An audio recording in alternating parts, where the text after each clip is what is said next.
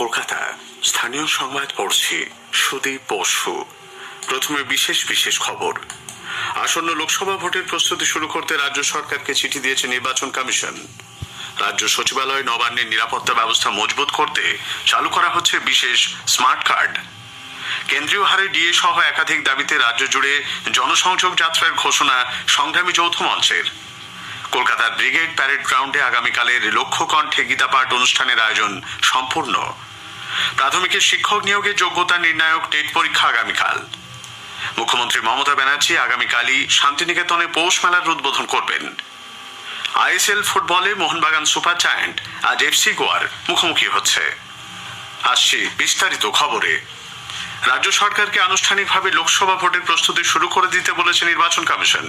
এই মর্মে মুখ্য সচিব ও রাজ্যের মুখ্য নির্বাচনী আধিকারিককে চিঠি পাঠানো হয়েছে বলে সূত্রের খবর।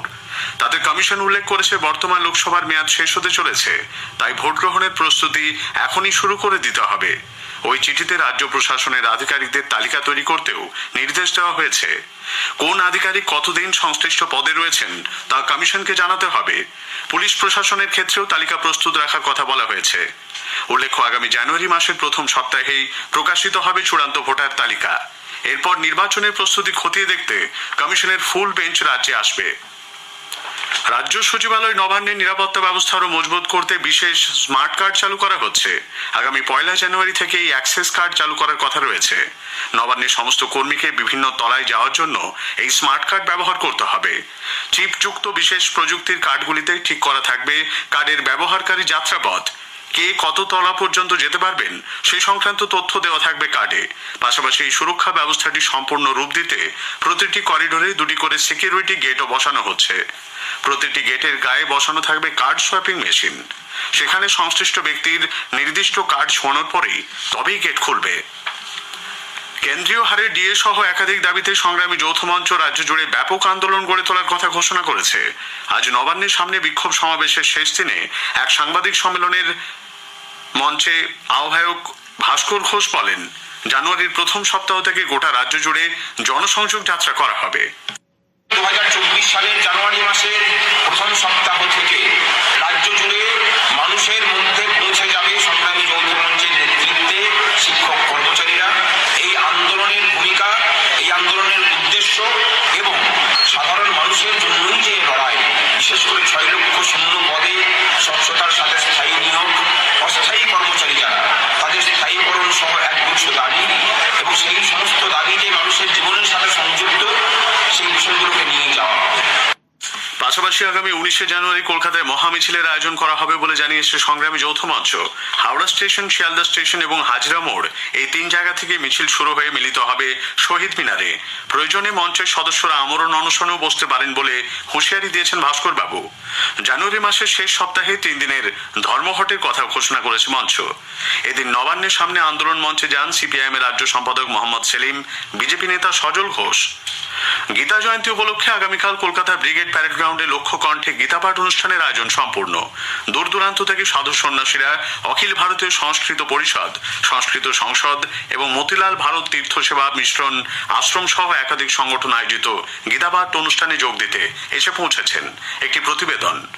গীতাপাঠ কমিটির পক্ষ থেকে জানানো হয়েছে, ভজন, শোভাযাত্রা, আরতি, বেদপাঠ, শঙ্করাচার্যের ভাষণ সহ নানা অনুষ্ঠানের মধ্য দিয়ে দুপুর 12:10 শুরু হবে গীতাপাঠ। অনুষ্ঠানে অংশ নিতে রাজ্যের বিভিন্ন প্রান্ত থেকে লক্ষাধিক সাধু সন্ত কলকাতায় আসছেন। ইতিমধ্যেই অনেকে কলকাতায় এসে পৌঁছেছেন। এদিকে বিজেপির রাজ্য সভাপতি সুকান্ত মজুমদার আজ রাতে গীতাপাঠের মঞ্চ পরিদর্শনে আসবেন। বিরোধী দলনেতা শুভেন্দু অধিকারীও ইতিমধ্যেই মঞ্চ পরিদর্শন করে গেছেন। তিনি জানিয়েছেন, এটি কোনো রাজনৈতিক কর্মসূচি নয়, তাই এই গীতাপাঠ অনুষ্ঠানে অংশ নিতে তিনি সবাইকে আহ্বান জানিয়েছেন।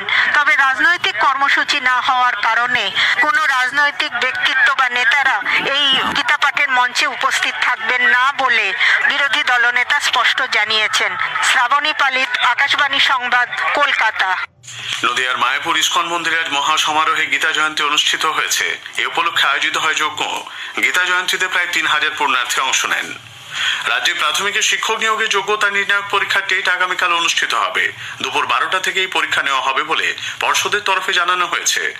3,09,000-এর বেশি চাকরি প্রার্থী এবার 773টি কেন্দ্রে টেট পরীক্ষায় বসছেন। গত 10ই ডিসেম্বর পরীক্ষার দিন নির্ধারিত হলেও পরে তা পরিবর্তন করে 24শে ডিসেম্বর করা হয়।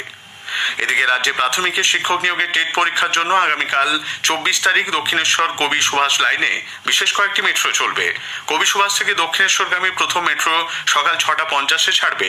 ফিরতি পথের প্রথম মেট্রো সকাল 7টায়। দমদম থেকে কবি সুভাষ রুটে 6:50 প্রথম মেট্রো যাত্রা শুরু করবে। পূর্ব রেলের হাওড়া ডিভিশন টেটের কথা মাথায় রেখে আগামীকাল সকাল 10টা পর্যন্ত সপ্তাহের অন্যান্য দিনের মতো শহরতলিতে ইএমইউ ট্রেন চালাবে। রাষ্ট্রীয় পরিবহন সংস্থা আগামীকাল অতিরিক্ত বাস পরিষেবা দেবে।